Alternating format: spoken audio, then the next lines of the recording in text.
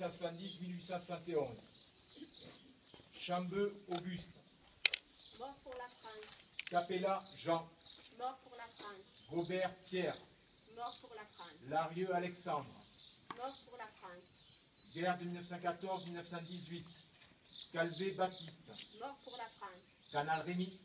Mort pour la France. Grieux Jean. Mort pour la France. Grieux Léon. Mort pour la France. Mournet Édouard.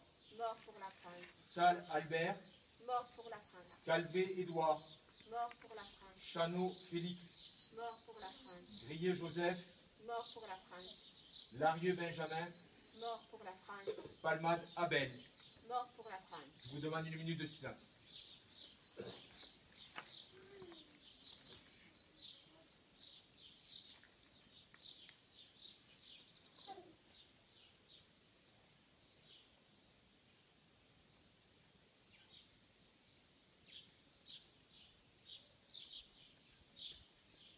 Merci.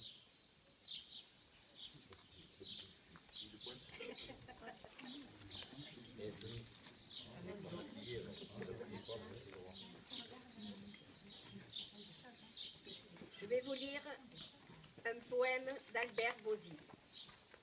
Ô morts de mon pays, vous n'aurez même pas de place au cimetière. Vous êtes tombés seuls sur des champs inconnus. Aucune main d'ami n'a fermé vos paupières. On ne sait pas ce que vos corps sont devenus. Quand novembre viendra sur les grands jardins blêmes, quand la Toussaint fera tomber ses feuilles d'or, vos mères n'iront pas, avec des chrysanthèmes, pleurer devant la pierre où repose leur mort. Vous ne dormirez pas en terre catalane, près du petit chemin paisible où nous passons. Et le vent familier qui berce les platanes ne vous bercera pas de sa bonne chanson. Inconnus, confondus dans l'immense hécatombe, nul ne peut maintenant vous sauver de l'oubli. Le glas ne sonne pas pour un soldat qui tombe, et c'est le soir venu qu'on vous ensevelit. Sans cercueil, sans adieu, sans larmes, sans prière, sans le dernier baiser de ceux que vous aimez. Sous la petite croix où s'enroule le lierre, dans la nuit, par les bois, sous la fange, dormez. Dormez, votre sommeil est beau comme une aurore. Demain, les angélus du bonheur sonneront. Vous ne serez pas là pour voir les blés éclore, mais ce sont vos épis que nous moissonnerons.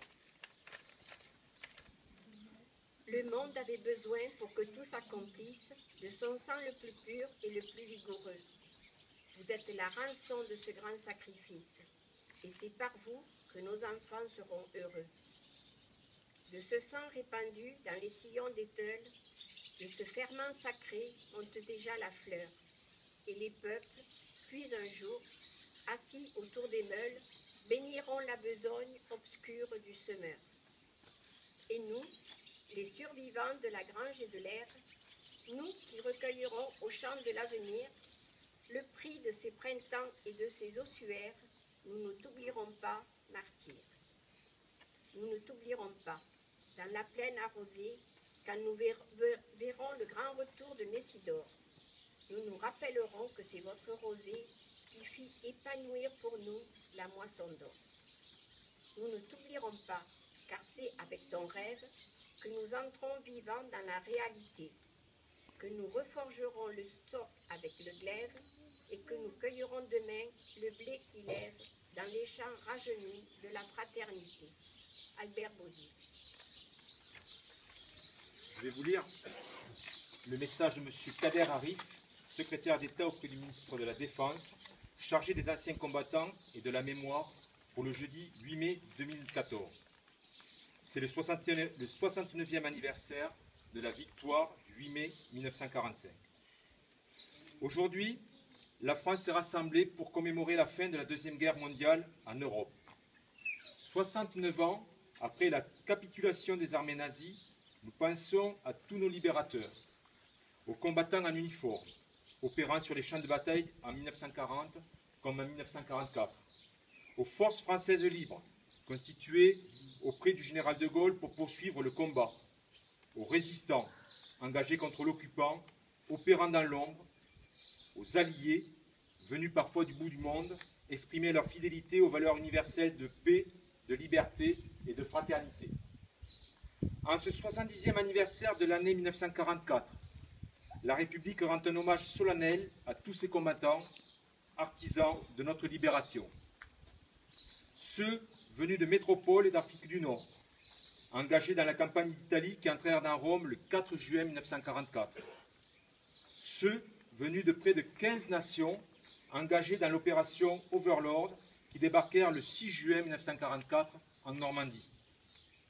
Ceux, sous le commandement du général Delattre de Tassigny, venus de métropole, d'Afrique et d'outre-mer, engagés dans l'opération Dragon qui prirent pied en Provence le 15 août 1944.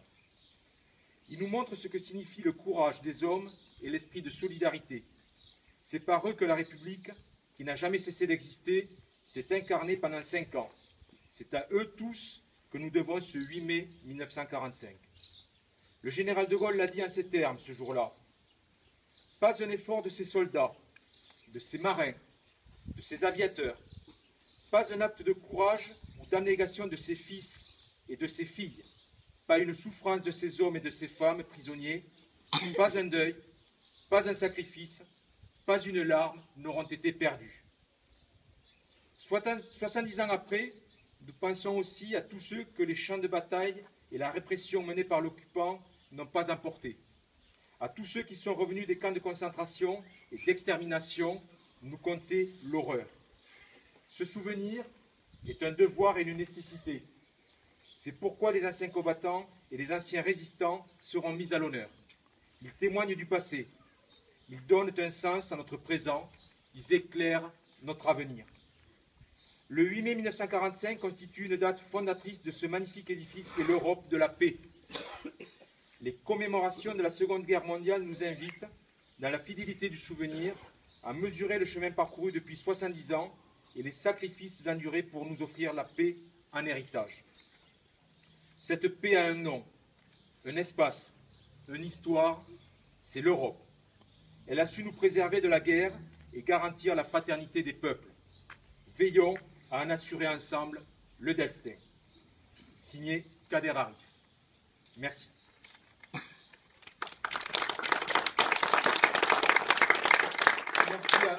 Merci à tous d'être là et merci au porte-drapeau. Maurice s'excuse, il est au lit, mais il a délégué sa femme et la secrétaire de l'association, c'est une association, oui, du souvenir français, donc qui sont là.